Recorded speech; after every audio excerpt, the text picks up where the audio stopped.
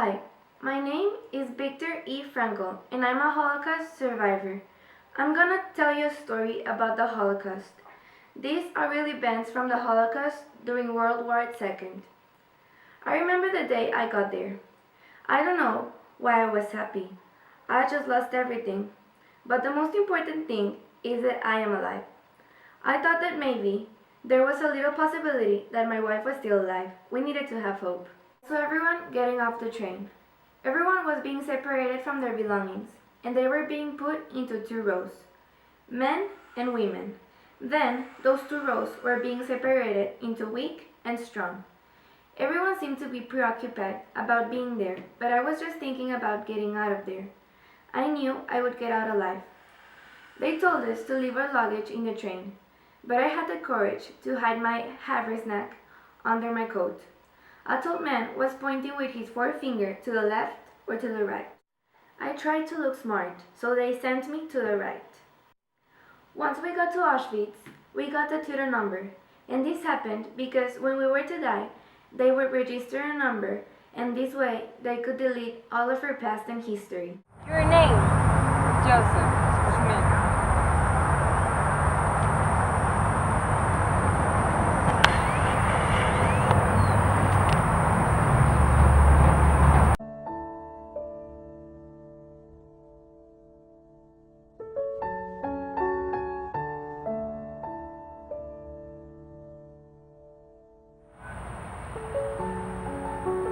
It's my turn. The right side will be work and the left will be for the sick or those incapable of work who will be sent to the camp. Your name? Victor E. Frankl.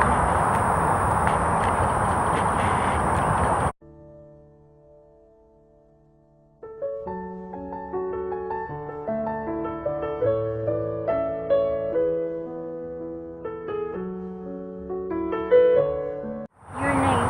George Lopez.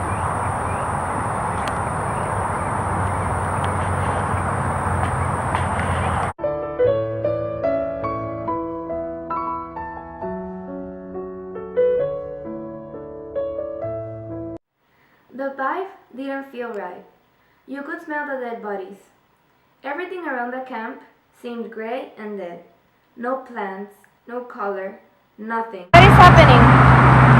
They are looking for people who are strong enough to work. What do you mean? Those who are going to the right will go to the strong. What happens to the ones who go to the left? Can you see the smoke getting out of the snow? Yes. Well, that happened to people who are going to the left. They got burned into the dust. I'm here to warn you. If you want to stay alive, wear shade, stand and walk smartly and not to be afraid of death. You do not have to be afraid of the next creation, except for you. We had no food. We were all dressed the same way. Everyone had their numbers tattooed to their bodies, and everyone had the smell of not being able to take a shower for days. Some of the people thought committing suicide was the best way to get out of Auschwitz, but it always failed. They thought their lives had no meaning, and I wanted to help them know how meaningful their lives were, and how different their lives would be once we were out of the concentration camp. I tried my best to help everyone know their life had a meaning, and some of them were even happy that them trying to commit suicide had failed. The guards kept shouting at us and driving us with the butts of their rifles. Hardly a word was spoken. I remember one particular way they liked to insult us. You're short. I see you all the time. I'll show you how to work. Wait to see how you dig this earth with your feet. You die like normal in 3 days appears from you. Looks like life has meaning hard for you. What were you for? A businessman? I'm a specialist. What? A doctor? That you charge a lot of money for your patient. Actually, all my work is for free. I work for the poor people. I had to walk away, or he would continue punching me.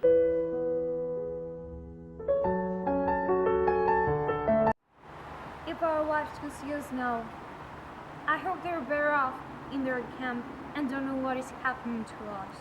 That brought thoughts of my wife to my mind. Nothing was said, but we both knew each of us was thinking of each other's wives. Occasionally, I looked at the sky, where the stars were fading and the pink light of the morning was beginning to spread behind a dark bank of clouds. But my mind clung to my wife's image. I heard her answering me, saw her smile, her frank and encouraging look. Real or not, her look then was more luminous than the sun, which was beginning to rise. In front of me, a man stumbled, and those following him fell on top of him. My thoughts were interrupted for a few minutes, but soon my soul found its way back from the prisoner's existence to another world, and I resumed talk to my loved one. I asked her questions, and she answered. She questioned me in return, and I answered. My mind still clung to the image of my wife. A thought crossed my mind. I didn't even know if she was still alive, and I had no means of finding out.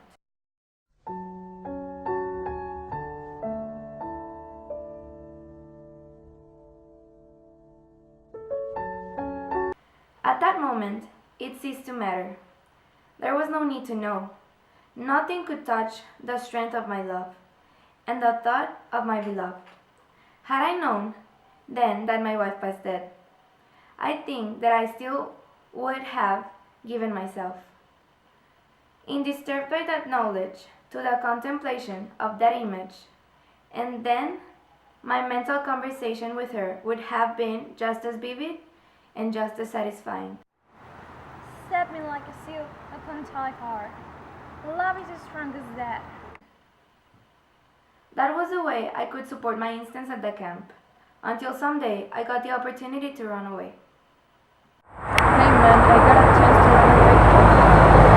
Really? Tell me more about it. I said I have to consult with a friend about a patient that requires a specialist because of disease. How are we gonna work on that? Once we get out of the camp, a member of the foreign resistance will provide us a uniform and some food. I'll go with you. I was really insecure about what to do. Should I really escape? Should I take the risk? I didn't have the answer to these questions, but what I was sure about is that I needed to get out of the camp. For the last instant, there were some difficulties, and we had to go back into the camp. Fortunately, we got the chance to get some rotten potatoes and a backpack. Hey man, the chance is now. Let me get my stuff.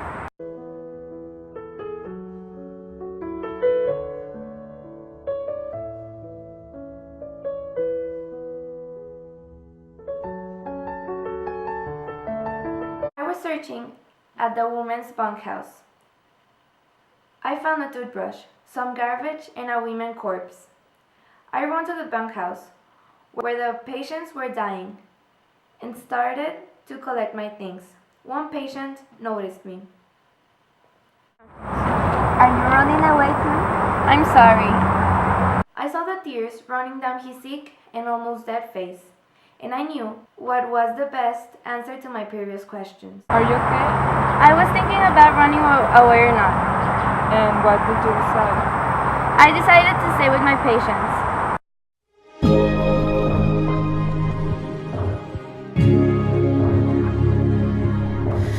I can hold my breath. I can bite my tongue. While I was throwing away a body, a delegate came up to me and he told me we were going to be free again. Finally, free at last. Number one. I can fake a smile.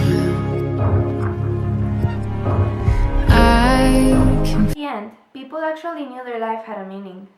We were a small amount of people, the ones that survived, but I'm glad I helped some of the survivors, and I'm glad I'm a survivor myself.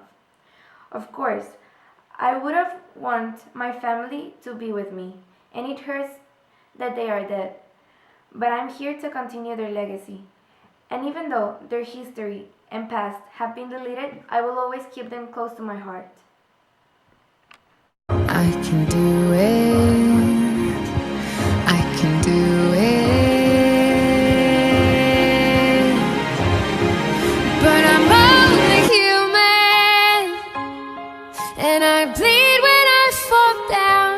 I'm only human, and I crash and I break down. Your words in my head, knives in my heart. You build me up and then I